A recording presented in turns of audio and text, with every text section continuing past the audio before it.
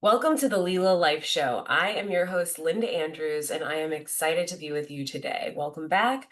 Thanks for tuning in. Whether you're on YouTube or your favorite podcast syndicate, we have about 10, 15 minutes of spending some time together. My intention is that this is supportive. It helps you think of something, one thing, in a way that shifts your perspective. And it's not just about what you know, it's not just about what you've learned, it's what you are living, that implementing side of things. So I'm curious if you've ever felt like at the end of the day, the end of the week, that you're wondering, did you actually do anything that mattered? Did you get done any of those biggest priorities? Why did I feel overbooked? Constant yeses, scattered, shattered focus. Did I do anything that mattered? And this episode today is called Making Time for What Matters. This is one of my favorite centering mantra, my making time for what matters most. And the reality is, if you are in that feeling of scattered focus, overwhelm, constant yeses, this is not laziness. And I know that feeling like, am I lazy? Did I even do anything? You're likely experiencing overwhelm without clarity. And so in our world, it is so easy for busyness to feel like productivity. And I was not laughing, but I saw a lot of headlines this week. AI is decreasing productivity, not increasing. And I look at so many things in the world as non-specific amplifiers. Whatever's underneath the surface, it's likely amplifying. And in that case of AI, it could be said if you're already not productive, like how could it make you more productive? It's like multiplying by zero, the answer is still zero. So I'm not diving, this is not a talk on AI right now, but it's just a thought that it's likely some of these tools, can turn into more of what you already are. Okay, so back to the point. Busyness does not equal productivity. And it's so easy to be in the big cycle of saying yes when you really mean no. And this cycle, and how do you know you're in the cycle? Likely you do feel that overwhelm, that loss of focus. And then the other guilt, right? The yes to the thing that you may be afraid to say no to because of the guilt that could come is then creating the guilt for what also isn't getting done. And so for me personally, I was confronted by this early on in my marriage because I had a big shift in priorities. I love my husband. I loved him when we were dating in those different phases, but for some reason, the sacred bond of marriage, uh I really had to look at my priorities, and it's not just the life that I'm creating, it's the life we're creating. And so being in that adjustment phase had me really looking at, how am I using my time? Is this the best interest for myself, my marriage, our household, my career? And what is that order? What is that priority? And so I was doing lots of things. I was feeling very burnout. And I would say that that had been compounding and growing from my single life and my professional career that took, much of my 20s into my 30s. So I had some bad habits, and they weren't just bad habits, they were normal. It was cycles. It's just saying the yeses because it's the expectation. And I would say that just like COVID had so many lessons probably for everyone, and that's a whole other conversation, but that time happened to be basically the same month of my wedding. And so the world shuts down. It's a great time in a horrendous time for reflection, including what are my priorities. And so I can look now from 2020 to 2025 and see how this recalibration phase was really big and really important, and a tool that I love to talk about. It's helped me so much. I'm a pen to paper kind of gal, but getting on the Best Self Co suite of products, I used to be a hater of the Undated Journal, but I really like their framework and methodology. And so taking the time to go through the Best Self Journal, and what I learned in using this Undated Journal is it's really easy to see where I sell myself out, where I'm saying, am I doing what I'm saying I'm gonna do? Am I not? seeing the type of things that throw my energy off. If I say a yes, but it's in the middle of the day and I have a different workflow to tend to, the transition times, just a lot of intimacy that into me I see going through the process of using those best self-code journals. So, you do not need to go directly down the best self-code journal path, but I think if you're really paying attention to how you operate, having that awareness, I would recommend a paper journal for this, like a calendar planner for this. But you got to do what works for you. And I understand as fast as time is moving that may not work for everyone, being on pen and paper. But for me, it helped me become very intentional about the time. Everything's in 15, 30-minute time blocks, 30-minute time blocks. And, every single day you have 28, it's basically 28 time blocks, right? Hold on. I one day was in deep thought about the math on this. You have 24 hours a day, you're 16, yeah, 32 time blocks. So 32 30-minute time blocks, right? And that's an interesting math problem. Every day I have 32 30-minute time blocks. How am I using this time?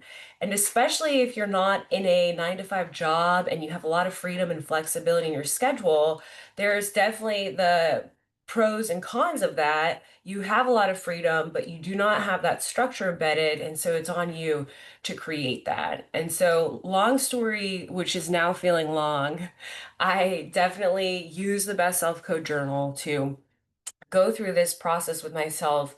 And it's almost created my own little codes with using it.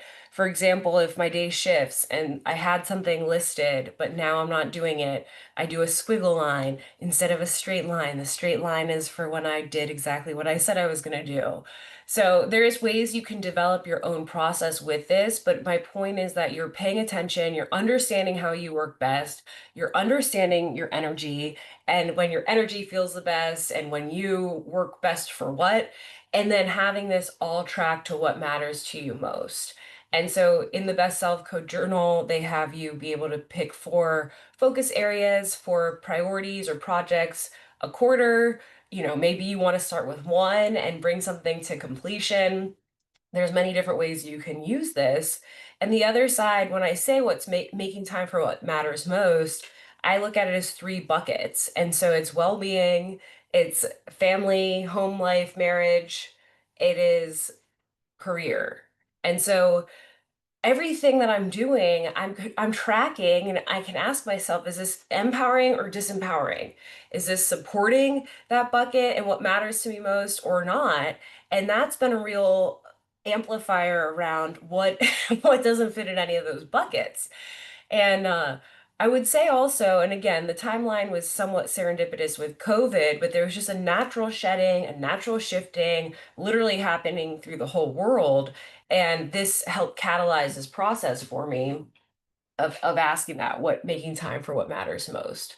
So I can relate to this feeling of overwhelm, loss of focus, the guilt for what's not getting done. I was living that, and it's like I'm so busy, but I'm not reaching any of my goals. Why? What's going on?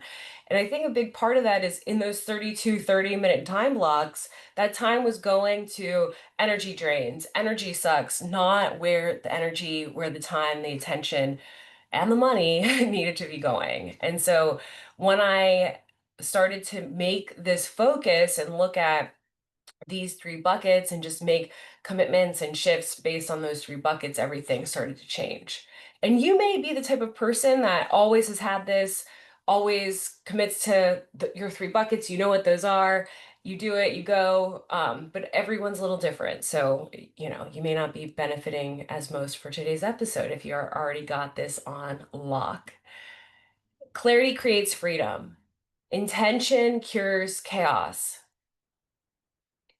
When I'm saying this is not about more hours, it's about the right use of those hours. And there's some things that you have to do no matter what, right?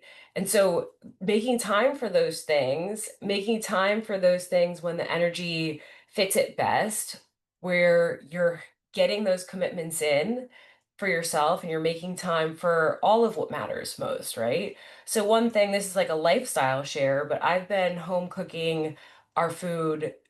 My husband helps. We do some shares with all that, but our household is a home cooked household. I would say that in, a week we may eat out once. If it's a crazy week, it's twice. And that takes a lot of planning, a lot of prep, but it's part of the lifestyle, right? And so when I'm saying making time for what matters most, in this example, it's like home cooked, great sourcing of the food, right? So it's the grocery shopping and it's the meal prep and then it's the reheats, just like a normal household, right? But if you're, say, eating out 50% of the time versus 90% out of the time, there's going to be some additional prep and time made for it. The trade-off is 100% worth it, I believe. It's one of my truly greatest joys. And when I was going through my trainings, whether health coaching or culinary school, I kept coming back to this, like, okay, what are the two takeaways? I used to say eat more greens and cook more. I would definitely say those two apply, but I would add to the greens onions and mushrooms. And so keeping that in a regular rotation of your diet, which I make sure that we do. So anyway, my point is to be committed to home cooked food as a part of well-being.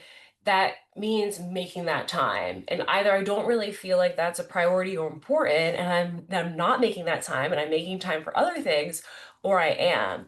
And the making time for what matters most, I keep coming back to this again and again and again, where you've got to add in and crowd out. And so naturally, if I'm adding in home cooked food, I am then crowding out ordering out, and then over time that's compounding and supporting my, overall well-being in that example and that lived example. So how do you figure this out? What step one is what matters to you most? You got to answer that question, and you may already know it, but if you need to bucket it, if you need to group some of that, business, health, and relationships, you defining this is making sure that then your allocation of time, energy, attention, and money is going to that. And this isn't about it being perfect. No, there's not a grade on this. Your life is the lived grade of this, right? I love to say, right? This is the journey. Your life is the journey, not the destination. And so starting with what are your top three priorities, and then you can do this audit. You can look back at your calendar last week. You can look at what you spent your money on, and was that in alignment with those priorities? And so there may be a disconnect. What matters most to you and where does your time go? Another thing I will see is that some commitments are for the long game. Like there are certain things that aren't paying off now, but they'll pay off in the long term, which I'm absolutely all about that. That's one of the things that, say, writing a book is teaching me. 30 minutes a day writing, the payoff isn't today, although it is extremely satisfying. The payoff is in the long term of the book being done and that next step of everything. And so the point being that if everything is for long term and there isn't some aspect of that is for like the near term stabilization, you're just noticing the difference in those decisions, those choices, those priorities, and those actions, some being invested for the long term and some being invested for the short term.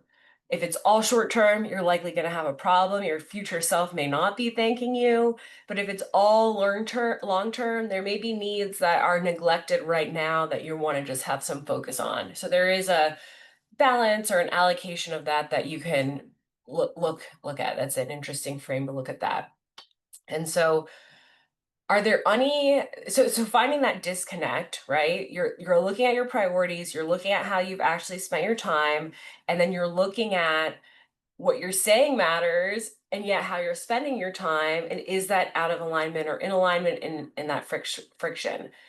Judgment-free zone, meaning this isn't about shaming yourself. This is about understanding yourself so you can make more informed decisions going forward. And so then in this, do you have yeses? Did you have yeses last week that needed to be nos? I now it's at a point where I'm annoyed with myself. I'm just like, it's just so annoying. I threw a wrench in my day and I didn't need to. Today is a little bit of an example of that, actually. For home life, we're getting doors, and I had the meeting with the doorman. And I know sometimes when you're working with different professionals, you're somewhat on their schedule, but all of a sudden, this door meeting turned into, a couple hours of my Monday morning that if I would have had, say, the door meeting in the afternoon, the day would have felt different. But that's just good information, right?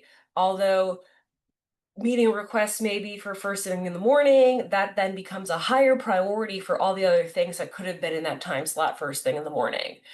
And so those unnecessary yeses and those intentional nos, obviously, if you're in partnership, you have roles and responsibilities, you have commitments.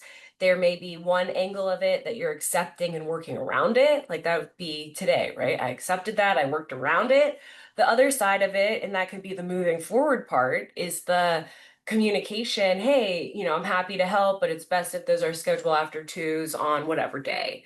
And having that proactive communication. And so back to replacing these unnecessary yeses with intentional nos. It can be uncomfortable, it can be messy, right? You can have your little script in mind. Thanks for thinking me. I'm at full capacity right now. Love to consider that in the future. Whatever obviously is true for you, being able to communicate that. And this is okay to change. This is okay for you to take your time with it, to figure out, like, be in this process. I'm recalibrating my life to be in alignment to my priorities and live with those actions in alignment with that. And some of that muscle memory of the instant yeses could take some time to filter out and can make those shifts possible. And another thing, this isn't making anyone else bad or this being about other people and it not being like them not being okay, right? This is about you taking a deeper level of ownership in your life, making sure your priorities are in order, you responding to your abilities in life, responsibility, taking ownership, taking responsibility, and living in that alignment. All right. So thinking about your three priorities, listing, anything you said yes to last week in general, just list all your yeses or your fully, lived out yeses, aka your schedule, and then crossing out or making a highlighter note, what of this is not actually in alignment to your priorities? And that's something that you could do weekly. This is something that in regular practice you're just doing in that daily or weekly review in general. But take some time to do this. Let's see what shifts for you. And I want to invite you to do a few deep breaths with me now, if that's something that you feel will serve you. Taking a giant inhale through your nose, holding that breath for a moment, big exhale through your nose or mouth. Two more deep breaths, just like that. Inhaling clarity, exhaling distraction. And last breath, inhaling. Letting that feel nourishing, remembering this breath is always available to you, and exhaling, releasing. And so, because I said the D word distraction, I feel like I have to bring up the role of industrial grade technology, right? With exponential impacts. The first time I started to look up tech addiction was in 2012. I could not find anything on this.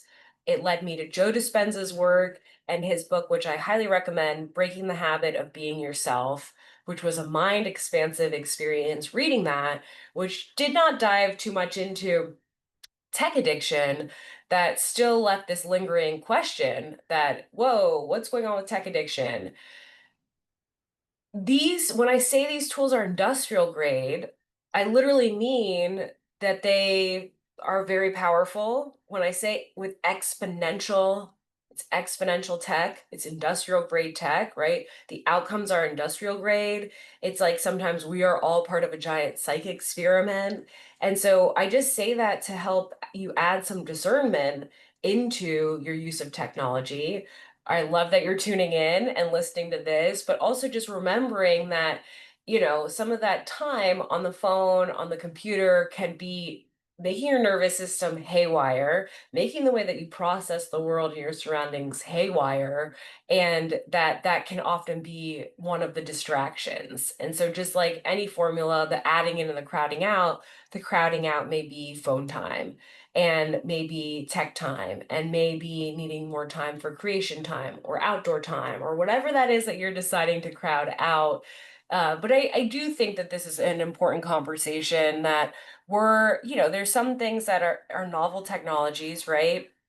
Say the internet, say smartphones, these are somewhat novel technology. And so this could be 20, 30, 40, 60 years down the road that we're like, oh yeah, these are the outcomes. And sometimes we see some of this data already, right? Teenage women or teenage girls most affected by tech, highest rates of depression, eating disorders, whatever. And it's like, you don't just turn 18 and then all of a sudden that goes away. And the reason that I really started to dial into this for myself was I noticed that because of the way some of the filters work, specifically, say, an Instagram filter with the photos, it started making me think about what's the next coming photo? What's the next photo? What's the next photo? And when they say do it for the gram, it's like all of a sudden this headspace of the next photo, the next photo, the next photo, the next posting was extremely taking me out of my present moment. And everything feels pretty unsafe when you're not in the present moment and you're future casting for some future post. And I just noticed like that's an example of industrial grade tech, right? It's changing my thinking to be able to say, instead of being present in the moment and fully immersing everything that's happening right now, that my mind's going somewhere else planning for a future post. And you can extrapolate this thought to different platforms. I am by no means speaking on behalf of the scientific community. I am sharing a personal lived observation that continues to kind of gain speed when people are more addicted than ever. Nervous systems are haywire, and it's like, oh, I need to eat more greens. There may be other things going on in the full picture. And so, just worth considering. Like I said, the D word came up. We're talking about distractions. We got to talk about the tech and the phone. And again, thinking this is industrial grade tech, thinking of the smartest, brightest minds across the world, making technology do whatever them and their teams are deciding with exponential outcomes, right? And this is where you can see things like, um, well, certainly propaganda, but just ways, consensus, ways,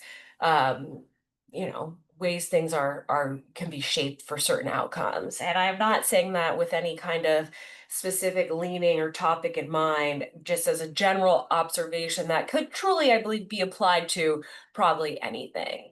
All right, so thinking again, what are your biggest priorities? Are you living in alignment with them? And are you having the outcomes that you desire? And if not, why? And can there be no's that welcome into your world? Can you leave room for space, for magic, for playtime to make some adjustments? And understanding that through big transitions that these priorities can shift, the way that you operate can shift, right? Your cells are regenerating over time. I think you're a new person every 7 years based on some of that cellular regeneration. And so making sure that you're updating not only the priorities, but are those actions the most effective for those outcomes when where you are in your life right now. All right. So remember, one small shift can create massive relief. And I believe this. And this stuff compounds over time. Busyness isn't the goal, alignment to what matters to you most is. So if this resonates, please feel free to step on over to the Leela Life website. There's a start here button, there's a 22-day reset. And if you're needing some support with inquiry, with ideas, with pause, this is a little 22-day ritual with some prompts, some recordings that you can use to put this all together for yourself. So with that, I'm Linda Andrews. It's been an honor to be here with you and wishing you very many blessings on the journey. I will see you next week on the Leela Life Show.